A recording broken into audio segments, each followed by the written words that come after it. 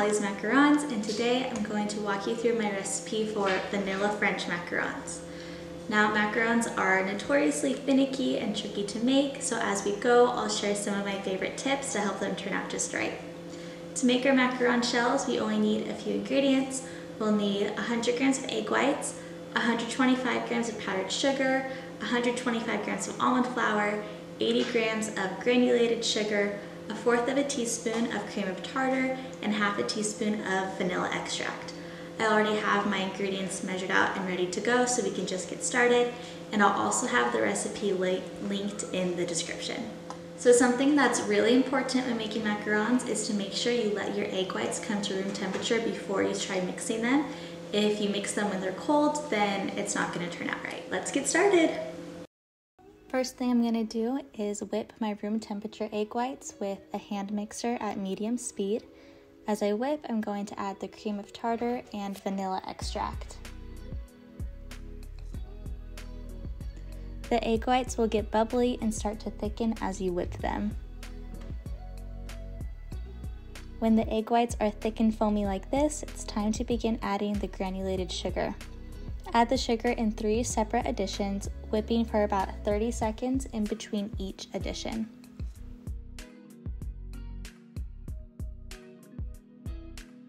When all the sugar has been added, increase the speed on your mixer to medium-high and keep on whipping to make a meringue. After a few minutes, your meringue will reach the soft peak stage. This means when you lift up your beaters, the tips of the meringue fall into a curved peak. You want to keep whipping until you reach the stiff peak stage, which is when you lift up your beaters and the meringue sticks straight up and doesn't move. I like to add in food coloring when my meringue is getting close to reaching the stiff peak stage so that the color has time to get fully incorporated. For this batch, I'm adding a few drops of the Macarons gel food coloring in the shade Sky Blue. If you're adding food coloring, be sure to use either gel or powder food coloring. Regular food coloring is too watery and will mess with the consistency of the meringue.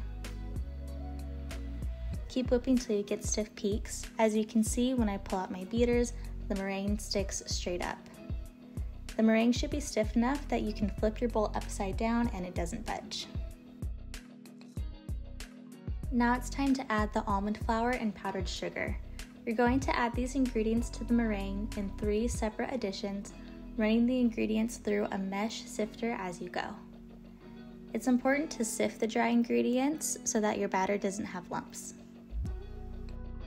In between each addition, use a spatula to fold the dry ingredients into the meringue. When folding the macaron batter, it's important to fold in this specific motion where you scrape around the edges of the bowl, then fold into the center. This folding technique is the key to properly mixing your batter.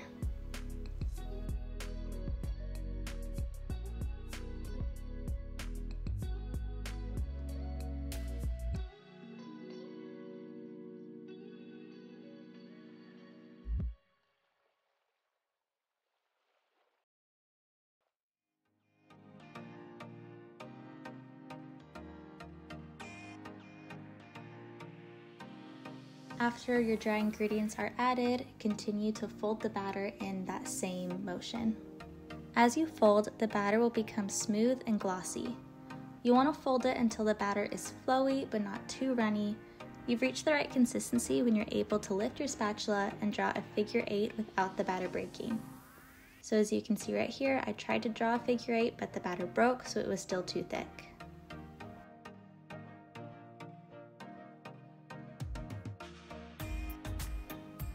After folding for another minute or 2, the batter reached the right consistency and I was able to draw that figure 8.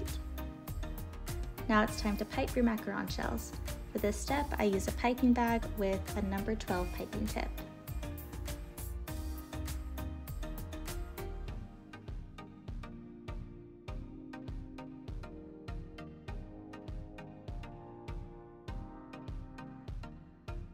Pipe your batter onto a baking sheet with either a silicone baking mat or parchment paper on it. Don't pipe the batter directly onto your baking sheets. If you do, your macaron shells will stick to the pan when they bake. I got these silicone baking mats from Amazon, and they're made specifically for measuring out macarons, so they're great for helping me keep my shells a consistent size. You should have enough batter to pipe out about 60 standard size macaron shells that are 1 to 2 inches in diameter. Make sure to hold your piping bag completely vertical as you pipe. If you hold the bag at an angle, then your shells won't be perfect circles. When the batter is all piped, bang your baking sheet on the counter a few times to pop any air bubbles that may be trapped. Then I like to take a toothpick and just smooth over any areas where an air bubble popped and left a hole on the surface. Alright, now that our batter is all piped, we need to let the cookies rest. This step is really important because as the batter rests, it will dry and form a hard outer shell on the outside, and you need that hard outer shell to prevent your cookie from cracking as it bakes. It will also help it to rise up and get those nice macaron feet that you want. This can take anywhere from 30 minutes to an hour, maybe even more, especially if you live somewhere that's extra humid. So we're just gonna keep an eye on these and come back when they're ready to bake. My batter took quite a while to dry today. It's been sitting for about 2 hours and they're finally ready to bake. As you can see, I can run my finger across the surface of one of the cookies and it doesn't move. Bake each tray at 300 degrees for 14 minutes. After you take them out of the oven, don't touch them until they're completely cooled off. As the cookies cool, we can prepare the filling. I filled these macarons with a vanilla buttercream, which I make by combining 1/4 of a cup of butter, 1 cup of powdered sugar, 1/2 teaspoon of vanilla, and a splash of heavy cream.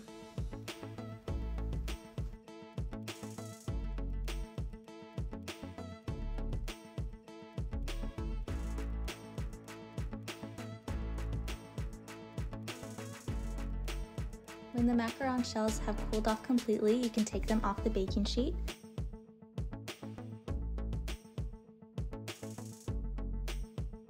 Then match up each macaron shell with another shell of the same size.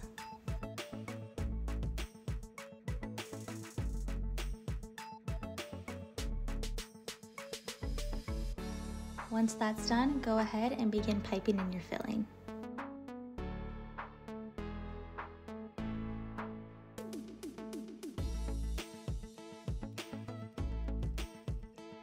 Put your macarons together and you're done.